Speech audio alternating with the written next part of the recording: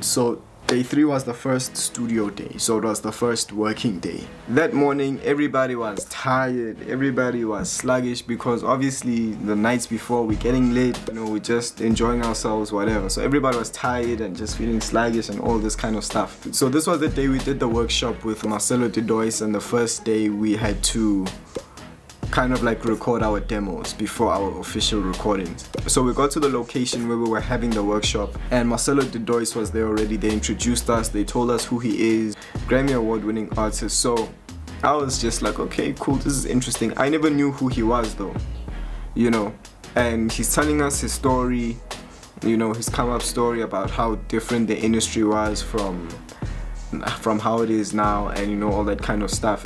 We had like a 5-minute break in between. In that break, I was like, yo, Garfield, bro, I've got this song called Higher. Can you please help me shoot the music video for it?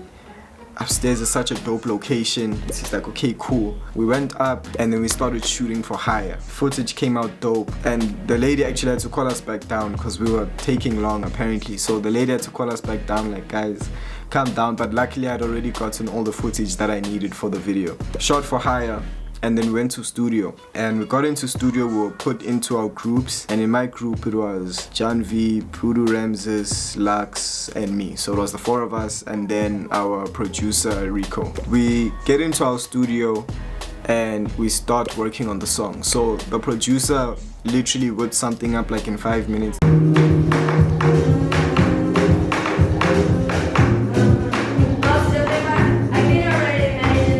Okay, this, and then I was like, okay, yeah, this is dope. So we kind of had a skeleton for the beat, but I wasn't really, not that I wasn't feeling it, but it didn't represent me, you know.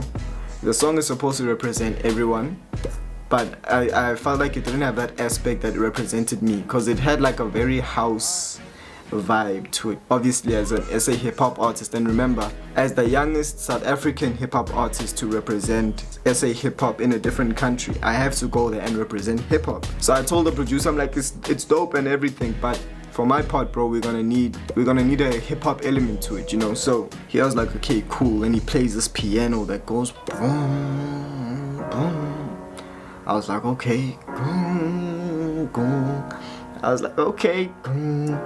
I was like, this is dope. So he does that, puts the drums, whatever, and then once the beat was there, you know, we just sat down a bit, listening to the beat, vibing, and then Janvi pulls out her phone and she's like, nah, I've got something that I've written in my notes that will go perfect with this song.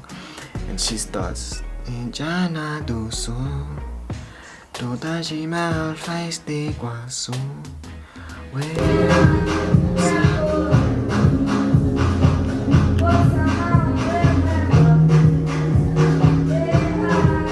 I was like, nah. If she's gonna pull up with something that sounds this dope, I have to represent, bro. I have to pull up with something dope as well, you know. So she laid down her verse, and let me tell you, I didn't know like which direction I wanted to go. So I asked her about her lyrics. I was like, what do your lyrics mean? And she tells me, she's like, nah, the song is basically about being proud of my melanin, being proud of my skin tone. I'm an Indian in Brazil, and you know, I carry that pride with me regardless of whether I'm at the Taj Mahal or I'm this side in Brazil. So I was like, okay, now that's a dope concept. So I started writing my verse then, and I was like, okay, cool. I did the flow, da da da da da da da da da da da da da da da da da. I never had the lyrics yet. I had the flow of it. So it took me about 3 hours to really start getting into, you know, the verse and whatever. I wrote the verse, and then I needed like 2 more lines to finish the verse, but today wasn't the day we needed to finish the song anyway. So I recorded the demo. So I did my verse, and I literally recorded it like with random 2 lines at the end. But I was like, yo, this thing like sounds dope, bro. So during that time we were in the studio, the producer's like, yo, you need to remember that we are working against time. Like, we've only got 2 studio sessions to complete the song. I was just like, nah, don't worry, I've got it, you know. So even during eating time, I didn't even eat, bro. I only ate like 45 minutes after everybody else, and like all of the food was like almost finished at that time. And I actually missed the photo shoot. People had a photo shoot, bro, and I don't have pictures from that photo shoot because I was in studio while they were taking the pictures. Eventually I ate dinner. Everybody was tired, bro. Tired. That was basically that, man. We recorded and then we went back to the hotel. So let me tell you, we went back to the hotel and I took a nap, and then I woke up and in the group chat I see people are actually like making plans, like, okay guys, what are we doing tonight? Are we chilling? Are we whatever? So we decided that we're gonna go to the swimming pool at the rooftop. I was just like, you know what, it's cool. I'm in Brazil. I can't be in the hotel the whole time, as tired as I was, but I was just like, I'll sleep when I'm back at home. So I woke up, just freshened up, went up to the swimming pool. It was a heated pool. It's a really nice vibe. It's a rooftop pool, so like you've got a view of the city. Really dope. Got to the pool and not all of us were there. There were a few of us. It was me, Breck, it was John V, it was Lux, it was Anthony, it was David, Samara and Chanel and Julia. So there were 8 of us at the pool. So we were chilling, just talking, vibing, whatever, and then we decided, okay, let's play some games. We decided to play this game now where one person stands this side with their legs open and then you line up in front of that person. That sounds really bad. Doesn't even sound like a game, but listen. The person stands like this. You stand like this. And then, okay, your legs don't need to be open, but you stand like this. And then there's a line. Bear in mind, this is underwater. So like this whole part of the body is underwater.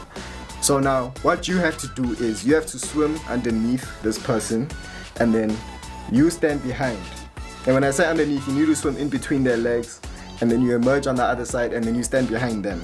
And then the next person in line has to swim underneath their legs and your legs, and then they stand behind the line, and then the next one comes and then they have to swim underneath everybody else's legs. So anyway, we're playing the game and they're like, who's gonna go first? I'm like, not me. 2 people went before me, okay, we clap for them, yeah, it's lit, whatever.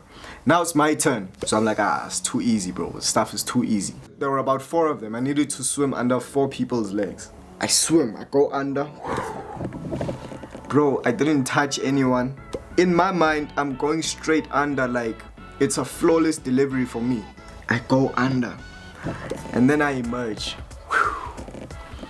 Bro, when I emerged, I was like on the other side of the pool and everybody is confused and they look at me and they laughing. They're like, bro, how did you even get there? Like, I was so embarrassed, bro. I was like, guys, I literally thought that I was swimming underneath you guys. So that happened, and then yeah, after quite some time I got cold, went back to the hotel, you know, sat in the bath, and then I fell asleep. So that was day 3. It was lit, bro. Day 3 was lit, and yeah, let's move on to day 4.